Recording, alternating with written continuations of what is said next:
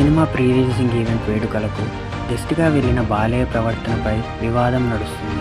గతంలో కూడా అమ్మాయి కనిపిస్తే ముద్దైనా పెట్టాలి, కడుపైనా చేయాలి అంటూ మహిళల గురించి నీచంగా మాట్లాడిన బాలయ్య తాజాగా 'గ్యాంగ్స్ ఆఫ్ గోదావరి' సినిమా వేడుకలకు హీరోయిన్ అంజలి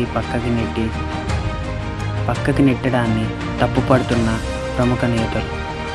ప్రముఖంగా బాలకృష్ణ ఒక ఎమ్మెల్యే కావడంతో మహిళల పట్ల అసభ్యంగా ప్రవర్తించడం బాలయ్యకి అలవాటే కదా అంటూ వైసీపీ వర్గాలు బాలయ్యని ఒక రేంజ్లో విమర్శిస్తున్నాయి.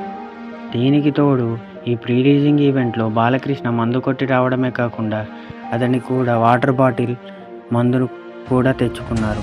అందరి ముందే తాగడం. దీనికి సంబంధించిన వీడియోలు కూడా వైరల్ అవుతున్నాయి. బాలకృష్ణ కూర్చొని ఉండగా అతని కుర్చీ కిందే ఒక వాటర్ బాటిల్తో పాటు చిన్న వాటర్ బాటిల్